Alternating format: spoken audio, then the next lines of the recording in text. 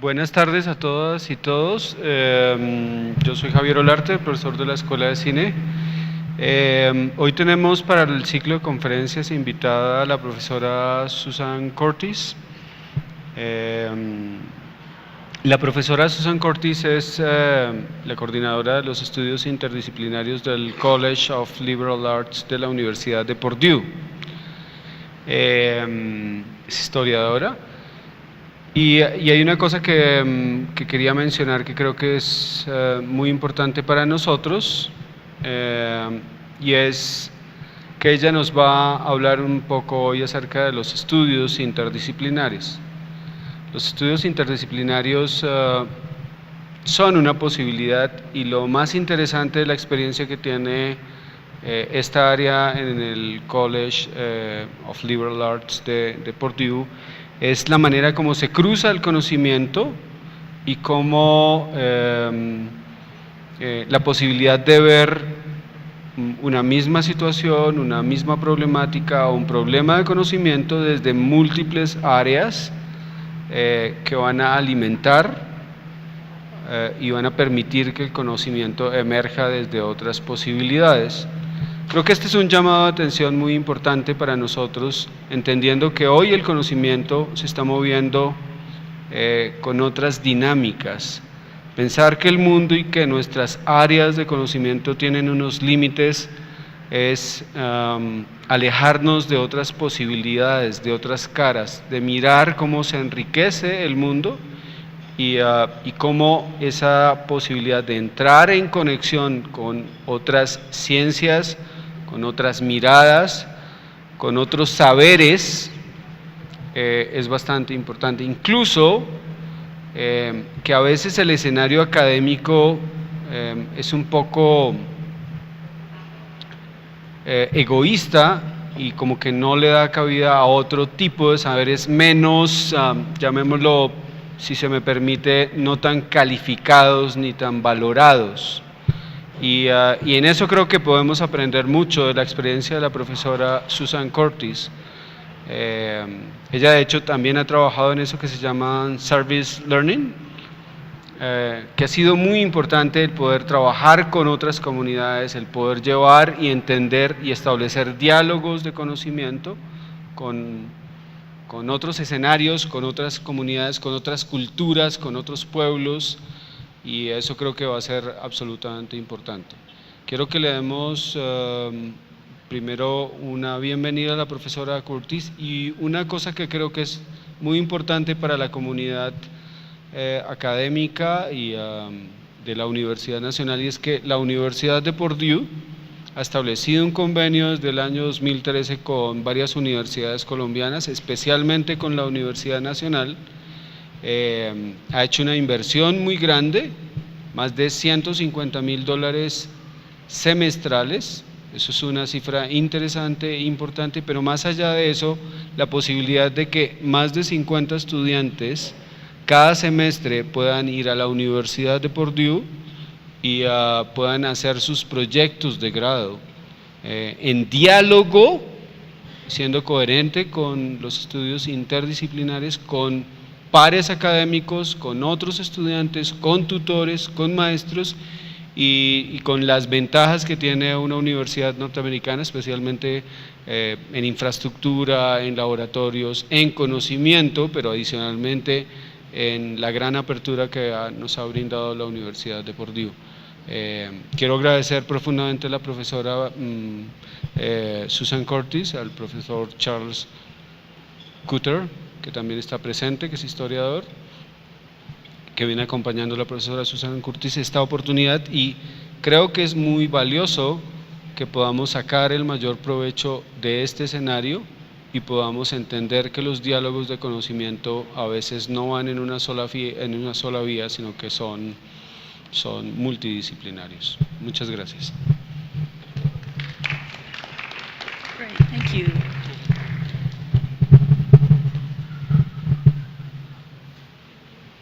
Thank you, Javier. Thank you all for being here today. I realize that today my talk is not the most important thing that is happening. In fact, I understand there is a football game? That might even be more important. And as an honorary madridista, of course, I'm very interested in how James performs this afternoon. I want to thank everyone for this invitation and for this opportunity to advance our shared interests in interdisciplinary arts programs.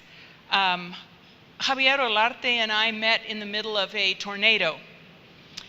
But in spite of the storm, I think our friendship will be strong and we'll be able to move together forward with Purdue and Universidad Nacional to create something that we can collaborate on. But today, what I thought would be helpful is to give you an idea of the kind of interdisciplinary work that is possible and that I have conducted at Purdue University, and perhaps to spark interest in coming to visit. This paper is about an interdisciplinary approach to the study of a particular kind of music. And it's meant to be an introduction to an interdisciplinary approach to the study of different kinds of arts.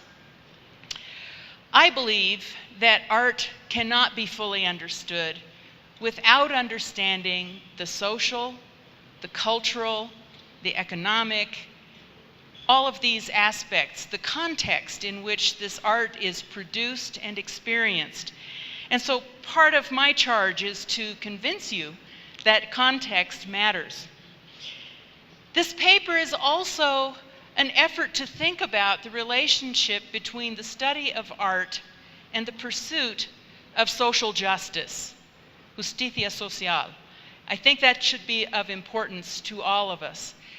Social justice issues are important in my country, the United States, and I believe they are important to your country of Colombia as well. And what I've discovered is that often we need to remind ourselves of difficult histories so that we can continue to pursue that which is just.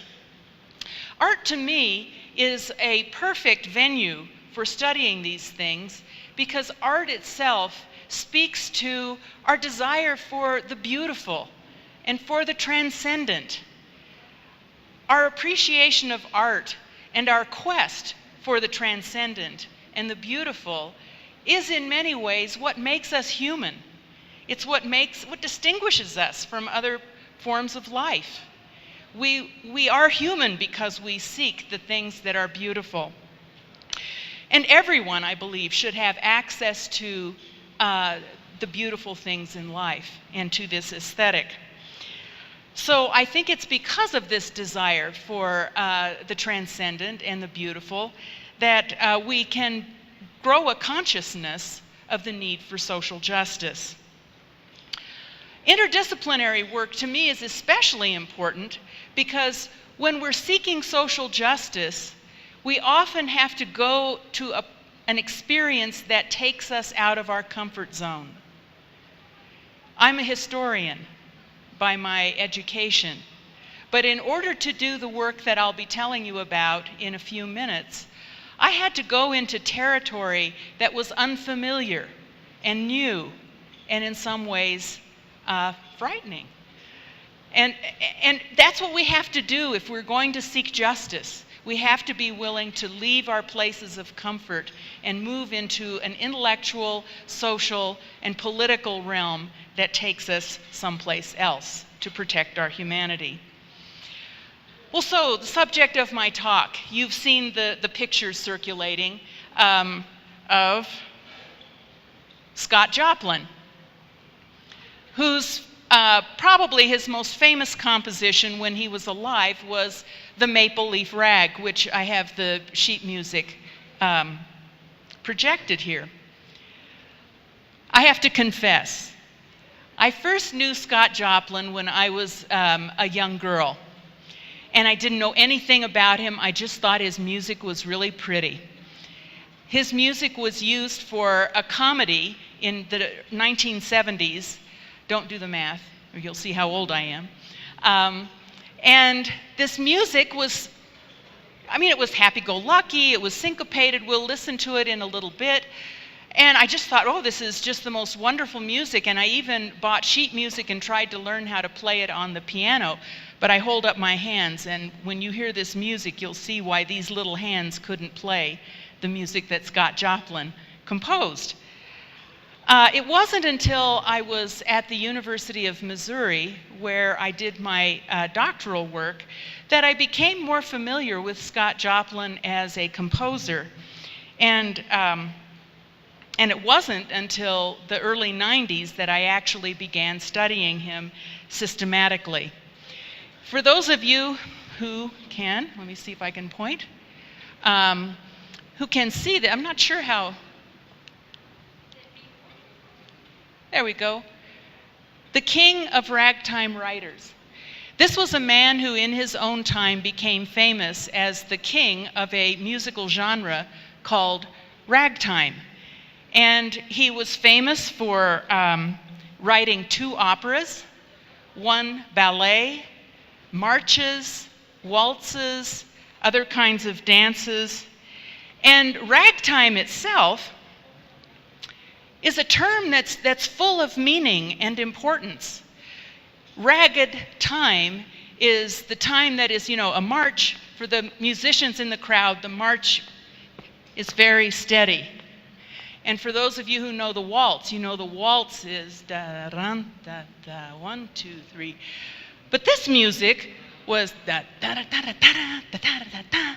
It was more ragged. And so that ragtime was a new form that people were unfamiliar with. And actually, in his day, in the 1890s, this kind of ragged music inspired 2 responses. One response was, oh my God, I love this music. I want to dance.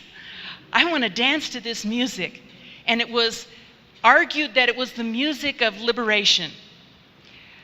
The second response, however, was, oh my gosh, this is the music of barbarians. If we listen to this music, we're all ruined. And so I thought to myself, how interesting that a piece of music could inspire these 2 different kinds of responses. So what else did I know about Scott Joplin? Oh, and let me pause here to both apologize for speaking to you in English. My Spanish is not good enough. I also apologize in advance for my subtítulos. Any mistakes that are there are mine.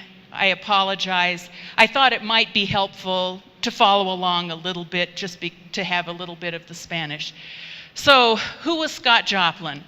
He was an African-American composer who lived between 1868 and 1917. He was the king of ragtime.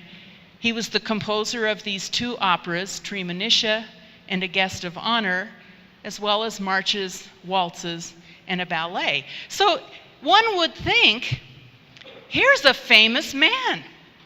There should be no question. We should know all about this man. But when I published my biography of Scott Joplin in 1994, it was the first serious engagement with his biography. It was the first time he was taken seriously as a figure in our musical history in the United States. So the first response that I mentioned, let me hit the right button here, this is an example of how people saw this music as a music of liberation. And what we see are these very elegantly dressed white people dancing in a way that they weren't supposed to do in those years. And so it freed them up. It made them dance and express themselves in ways that were not familiar in American life in the 1890s. By contrast, we see in this Frank Damrosch, who was a serious composer, who was a classical musician, who thought ragtime was horrible. If Europe really adopts ragtime, it will deserve the injury it will receive. Ragtime tunes are like pimples. They come and go. They are impurities in the musical system which must be got rid of before it can be considered clean. So people who thought ragtime was bad thought it was really bad, very evil. And these two responses, so barbarian on the one hand and liberation on the other. So what I thought would be useful is for us to listen to the Maple Leaf Rag and let's see what we hear. And so hopefully this connection will work.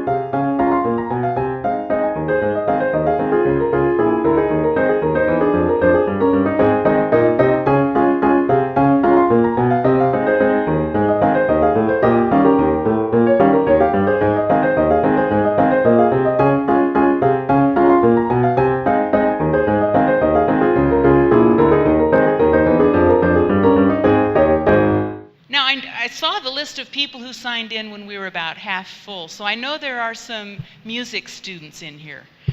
And I don't know about everyone in this room, but I know that I can't quite hear either liberation or barbarism. I don't hear those things. What I heard is a very regular pattern. The first passage, you hear it twice. The second passage, you hear it twice. And then it comes back to the first motif once, and then the third passage twice, and the fourth passage twice. So A, A, B, B, A, C, C, D, D. Scott Joplin set the tone for all ragtime compositions. They followed this pattern. That was it. And when we think about setting patterns, don't we think about classical music? That there are you don't call a waltz a march. You don't call an opera a two-step. You don't. I mean, you have these names because they have expected forms. And so, under Scott Joplin's insistence, we have a little rhythm upstairs here. We have a regular form for the music. I also noticed a really strong, steady bass line. And if you look at the music here, you can see that there's a boom, boom, boom, boom for the bass. And then it's the hand, the treble, that is da da da da da da da ta da da ta. It's the syncopation happens in the treble clef. We have traditional Western musical harmonies and melodies. It's very traditional. And so the question is, how in the world are we supposed to hear the liberation and the barbarianism? And so one of my challenges was to help explain that.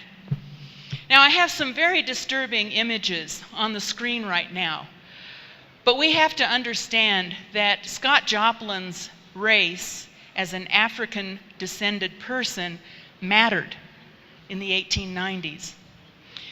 Joplin was born in 1868, just 3 years after the conclusion of the U.S. Civil War. And that was a war that brought the institution of slavery, and it was a race-based slavery, to an end. Scott Joplin's parents had been enslaved. They had lived in bondage. So Scott Joplin was born free, but his people had suffered under an exploitive economic regime.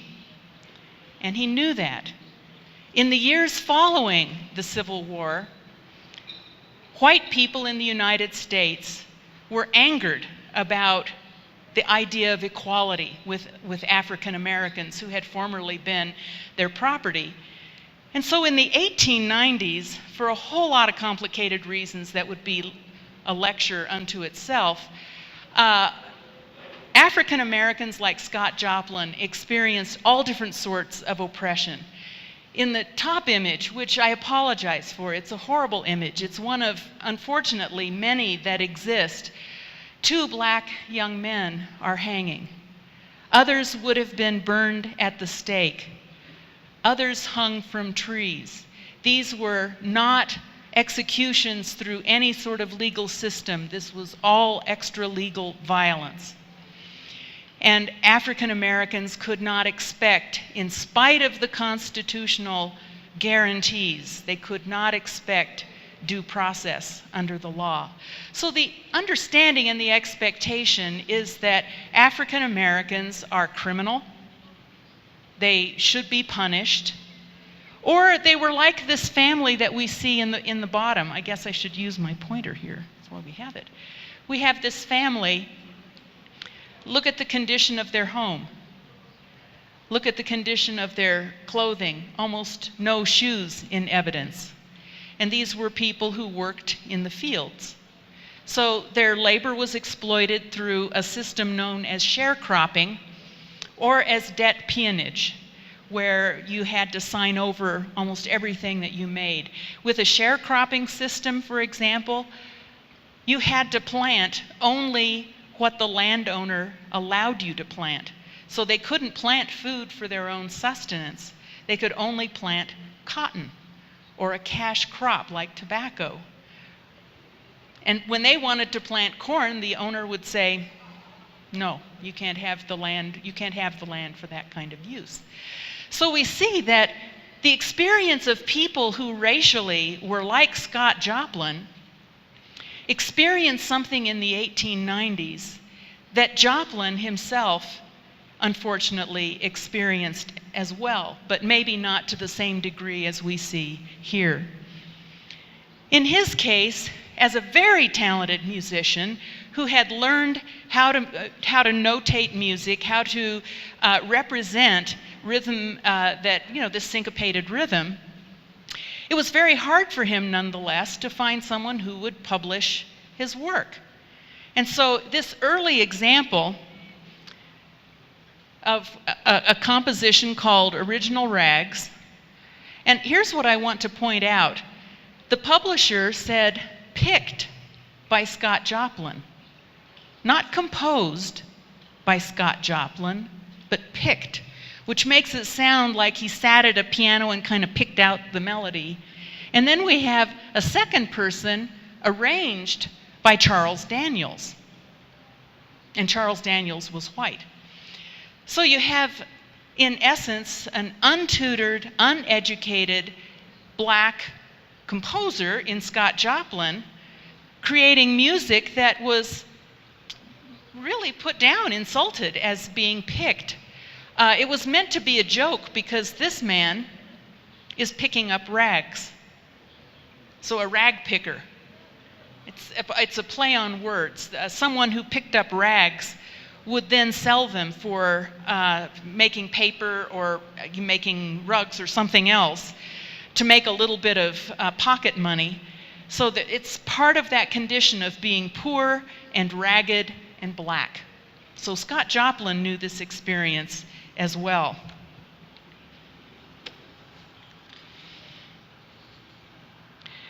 So I think one of the first conclusions that I arrived at was that one of the reasons that this music could be considered liberating, and especially liberating to black people, is that Scott Joplin tried to use his talent to liberate himself and others from the taint of stereotype, from the taint of being poor, uneducated, ignorant, untalented, simply because they had black skin. So he wanted to liberate them from that.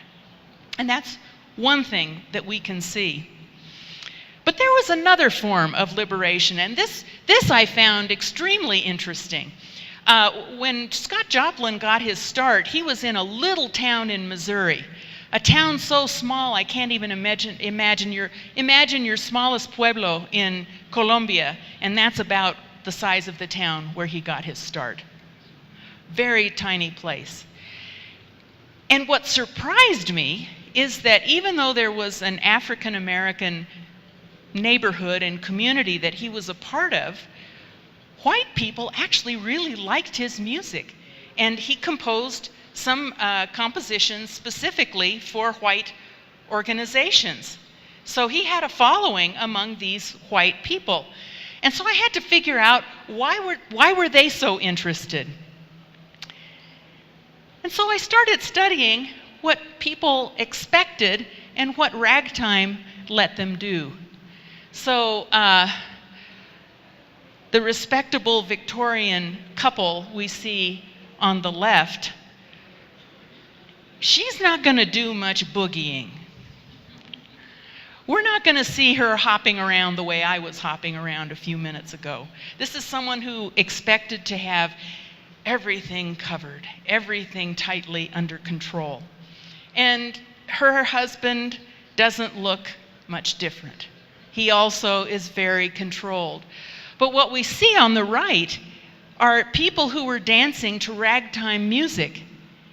And there was a fear that if ragtime became popular, that these perfectly respectable couples would turn into fools who made spectacles of themselves dancing to the ragtime music. And that was just seemed too ridiculous for words. But if you are these couples, thank God, the liberation. You don't have to, in fact, what may not be apparent is that the fashions changed for women in the 1890s. And what we think of as probably pretty conventional dress with a blouse and a skirt, 2 pieces, that was actually liberation for women. It was a new fashion because you can twist. Your body can go in 2 different directions. If you have a skirt and a blouse, if you have a single dress that's cinched up tight in the back, you really can't do that. And so this dance encouraged this kind of liberation for white people. And I'm sure that liberated women made liberated men happy. And that was part of the idea as well. We find, I don't have a screen for this, but another popular song from 1899 was Hello, My Baby, Hello, My Honey, Hello, My Ragtime Gal, Send Me a Kiss by Wire, Baby, My Heart's on Fire. If you refuse me, honey, you'll lose me. Then you'll be left alone. So, baby, telephone and tell me I'm your own. Hello, hello. I mean, you get it. We listen to this music, and it is not bump and grind music like we're used to. It's not dance hall music. It's not the kind of explicitly sexual rock and roll or whatever the new genres are that people listen to. But for its day, this was the music that was, it was hot. It was hot music. And so Scott Joplin used this classical form to perform a different kind of liberation. One of the critics who witnessed many concerts of ragtime music, her name was Natalie Curtis, no relation of mine as far as I know, wrote this: "Our children dance, our people sing, even our soldiers march to ragtime, which is fast becoming a national Pied Piper, to whose rhythm our country moves. This bizarre and fascinating music, with its hide and seek of accent, has not only swept over the United States, but it has also captured Europe, where it is rightly known as American music and is taken quite seriously as such." As typical of this country. Now let's think about that for a minute. That was another issue I had to really come to terms with. As a child of the 1960s, I thought of all of the black musicians from Motown that inspired me, and I wouldn't have thought twice about saying any of them were American musicians. But in the late 19th century, to say that American culture proceeded from African American culture producers was unacceptable to many people. And let me give you an example. This is kind of an image that I hope projects some of what the concern was. There were all sorts of concerns about who's American. What is America? Who's the gatekeeper? Who decides what is American culture and what is American music? For those of you who are studying political science, if you are interested in the political science of the United States, you'll know that there were all sorts of arguments then, and unfortunately still today, about who we should let come into the United States. This whole immigration. And so we see here Lady Liberty. And of course, Lady Liberty, America is represented by a white woman. But what we have in this little cup that she's trying to stir are people of all different ethnic types, coming from different countries. And she looks like, how in the world am I going to stir all these people together into a nation? So when people who liked ragtime said, it's our national music, they were saying the music of the most despised people in America was our national sound. And again, I think that is another reason that Scott Joplin's music can only be understood in the context of its day. We must understand that moment and the arguments and the debates that people were going through. Joplin's first opera was called A Guest of Honor. He completed it in St. Louis, Missouri in 1903. And it was meant to commemorate an event that actually had taken place several months earlier when President Theodore Roosevelt invited this African American spokesperson, Booker T. Washington, to have lunch with him in the White House.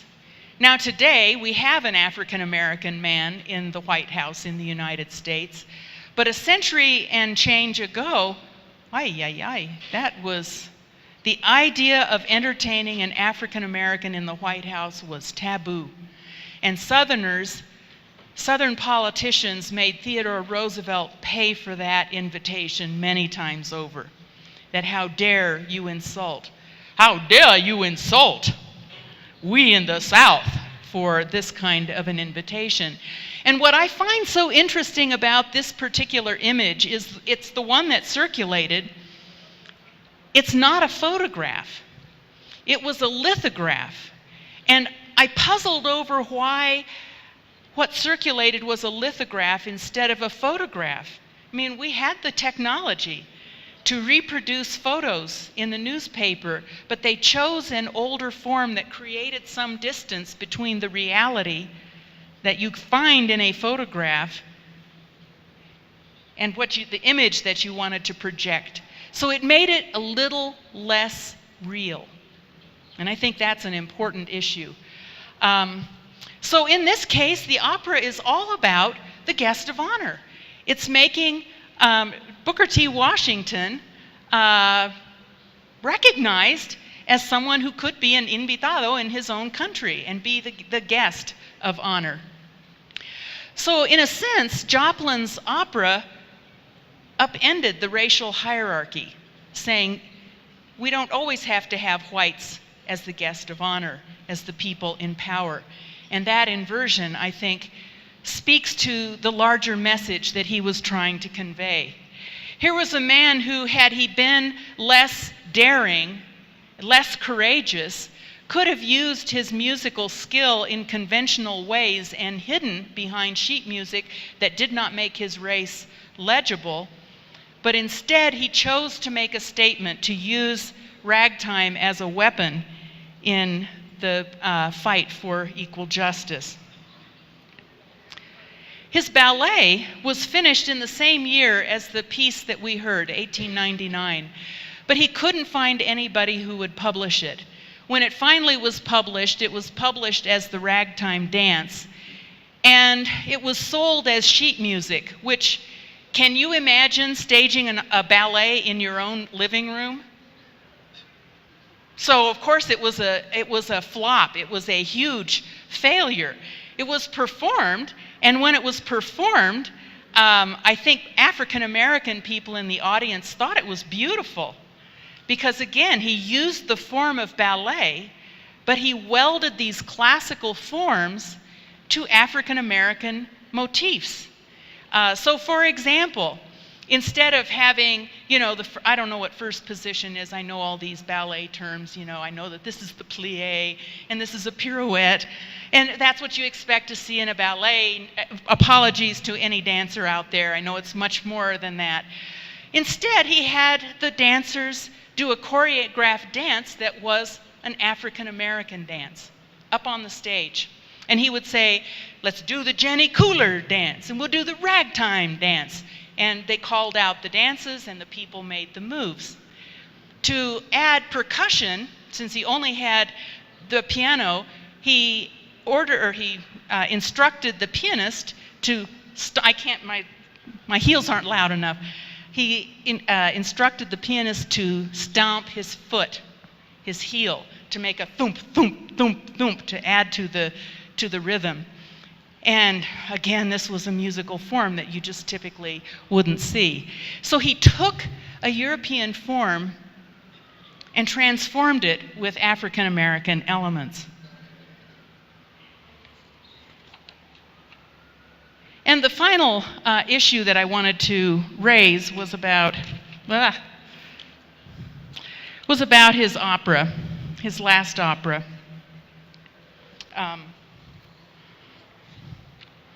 Treemonisha.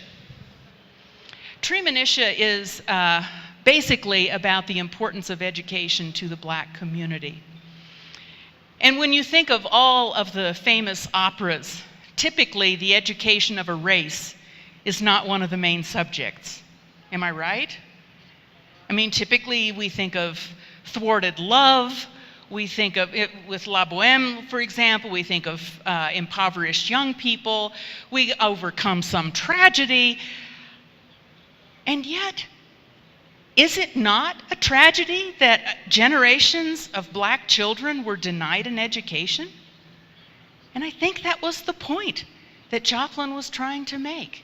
He made his central character speak because she was educated, without any kind of dialect, and everybody else did. The final scene of the opera is she's convinced her people to not exact vengeance against their enemies, because wrong is never right. And so with that simple message, wrong is never right, Scott Joplin, I think, was trying to convey his music as a site for the struggle for social justice in the United States. Now, and here I have this. You can see some of the lyrics. Never treat your neighbors wrong by causing them to grieve. Help the weak if you are strong, and never again deceive. Your deeds should please heaven's throng. You are in their sight. You should never think of wrong, for wrong is never right. And I think what's important, in addition, when he says you're going to do right by heaven, he was speaking to this Christian belief system that was pretty widespread in the United States. So we see him very explicitly speaking against this. To wrap this up, I would invite you, if you're interested, to go to that site where we listen to the Maple Leaf Rag. And I think what you'll hear is, or you'll see, if you read English, and translate it into Spanish if you don't read English, the music is described as mellow and fun. But I hope after today's lecture you would say, well, it may sound mellow and fun, but there's a deeper history about injustice to which it was speaking. In the years since his death, Scott Joplin has been remembered in new ways. And this particular mural appears in the town of his childhood, Texarkana, Texas. And it's based on some of the research that Ed Berlin and I did to resurrect a different view of Scott Joplin. And what we see, for those of you who are visual artists, you see a movement from an entertainer. You know, I keep pointing, and I should use my pointer here. We have a popular pianist right next to the composition, the entertainer. But the narrative arc is that ultimately we should think of Scott Joplin as a skilled concert pianist. So the narrative through his entire life is from a dance hall musician to an honored composer. And at the center, we see Scott Joplin himself. Whoops. The father of ragtime. And I think that's significant because the father is the one who generated. He was the creator. The king suggests somebody else may have created and he was just really good at it. The father suggests that he was the creator. So here's a visual representation in our own day that reminds us of what Scott Joplin's life can mean and how it can speak to us in the 21st century. It's accompanied by a plaque, and the plaque says, "Through the arts we grow in compassion and understanding of one another."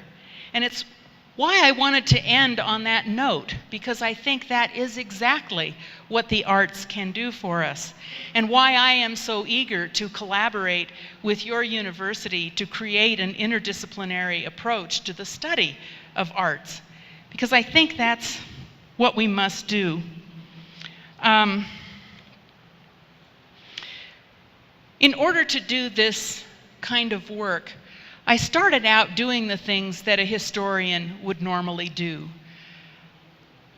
I sought an archive, and my sorrow is that there is no archive. There is no repository with Scott Joplin papers. That has changed my life. My life now as a scholar is to instruct my students to be aware of whose materials we deem serious enough to be saved.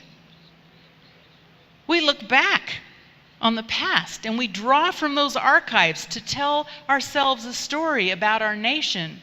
But what happens when the story of the oppressed is not there? When the documents of the exploited are not there? When the traces of the murdered ones are not there? To me, what I do as a scholar revolves around this form of justice, that even if they're not there, we must theorize our way to an understanding of why they're not there and what would have been there had those materials been preserved. What could be the case? I also found myself turning to disciplines that I was not trained in. There's a vast scholarship on the sociology of music, and I felt that I had to know about the sociology of music to understand how to analyze a dance hall as opposed to an opera stage. Sociologists of music can tell us those sorts of things. I studied musicology to understand what were the elements of this music and why were they regarded the way they were in the fact that they were put together. I even began studying literature to see who else was in this struggle. Joplin certainly was not alone. We think of the civil rights movement in the United States as something that happened in the 1950s and 1960s. But Scott Joplin helped me realize that the fight for equal rights and equal treatment in the United States began in the 1880s and 1890s with pioneers like him who were trying to liberate people from stereotype and oppression. And I want to conclude by just reading a short passage. My work, as I saw it, was to help my contemporaries hear the things in Scott Joplin's music that were not self-evident from the music itself. I hope that makes sense. I wanted them to be able to hear the backstory, the context in which the music was produced in order to understand why it was so revolutionary.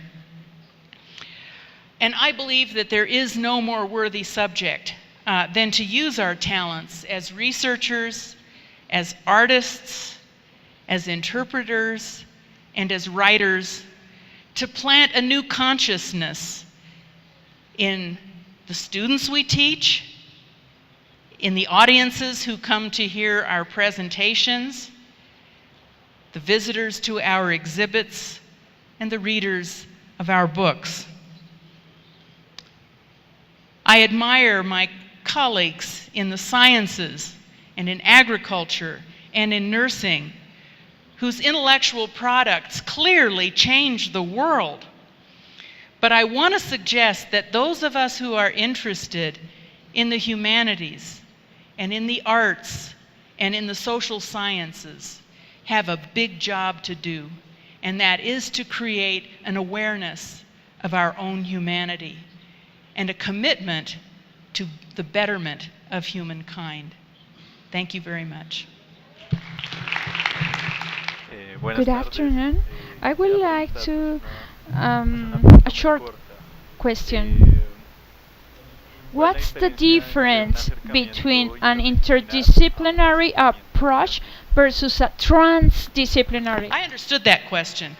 So what is the difference? How is my work not interdisciplinary but transdisciplinary? You know, we use several different terms. One is transdisciplinary, another is multidisciplinary.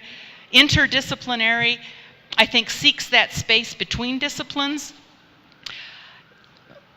In all honesty, I agree with the thrust of your question that my work is transdisciplinary, that I move across disciplines to gain a greater understanding. An interdiscipline, I think, is a person who operates consistently between, so not fully a historian, not fully a sociologist, not fully a musicologist, but something else. And so I think there is a difference. Frankly, I welcome all of them because you're taking a chance, even when you just cross and get your feet wet in another discipline, people can look at you and say, how dare you pretend to be a sociologist when you are really just a historian masquerading. And I think it takes some courage to say, I needed something of what you had. So, but I agree. The multidisciplinary, what we see a lot at Purdue, for example, are teams of scholars.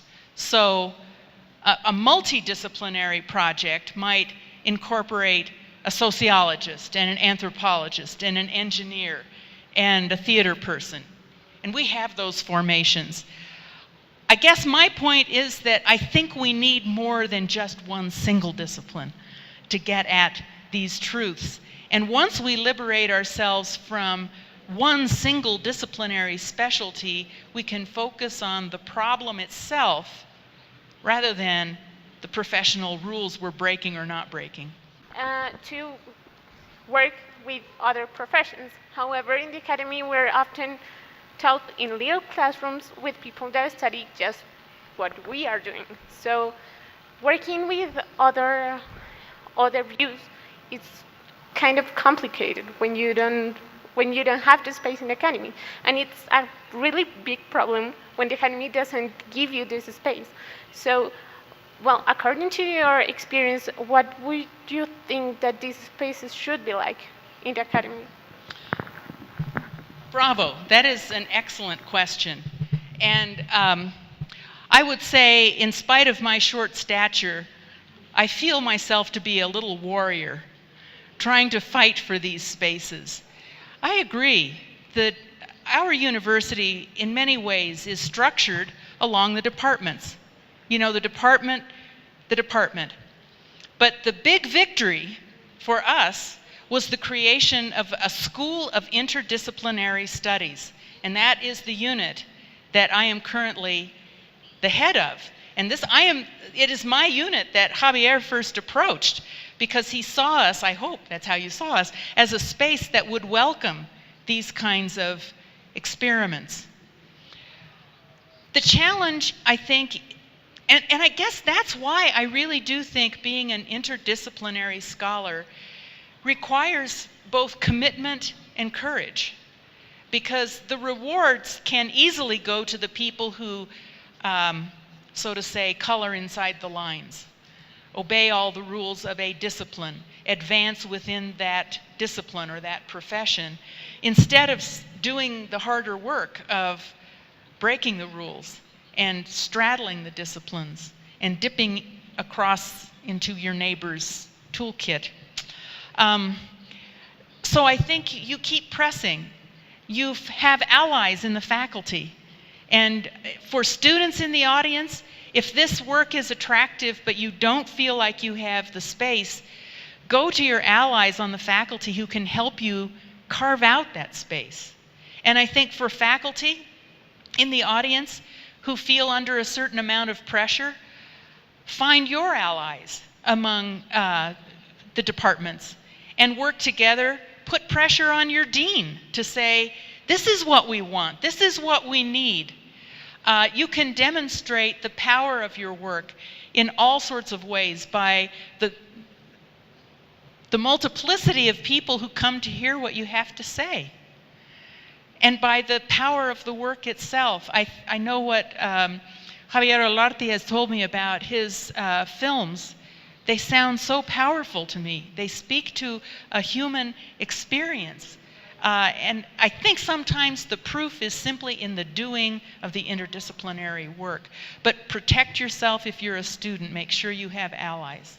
There was a statement you said at the beginning of your lecture, is that we are human because we seek beauty in arts, and that's what makes us humans.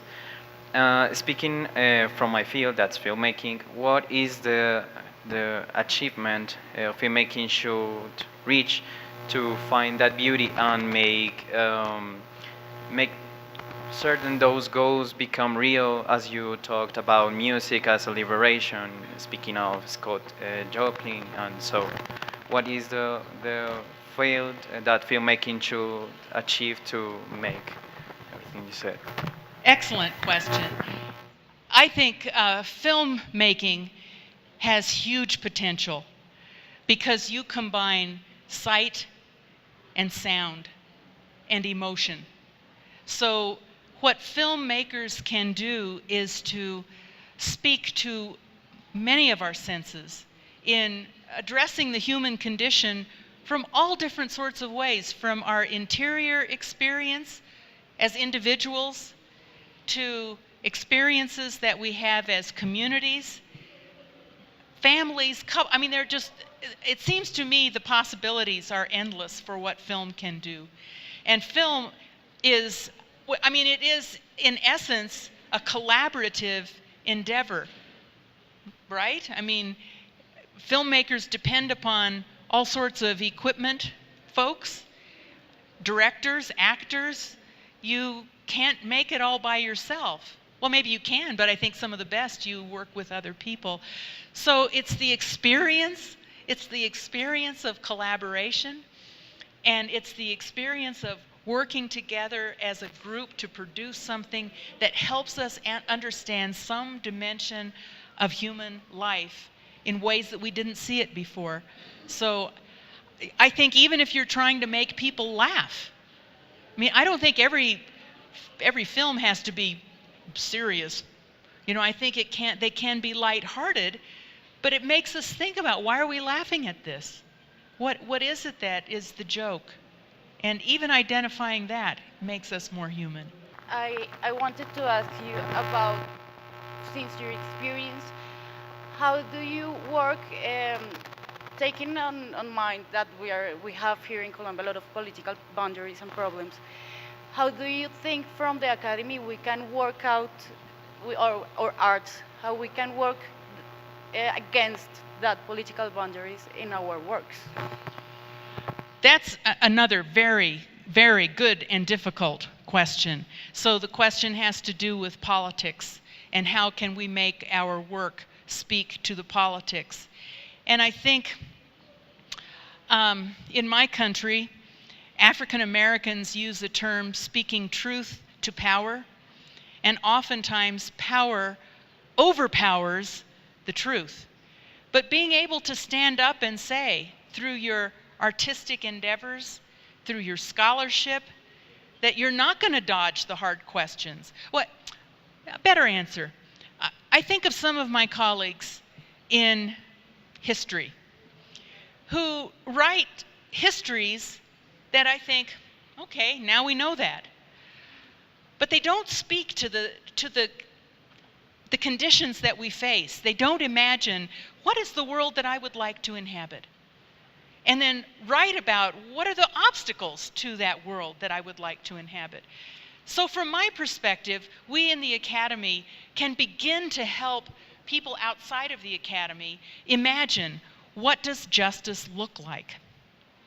And we can do that through the plastic arts, through the visual arts, through the performing arts, through humanistic scholarship, from sociological investigations. In all of those ways, I think we can just stand up on our hind legs and say what needs to be said. So speaking truth, and speaking truth about subjects that might make a difference in the way we actually live our lives. But thank you for that question.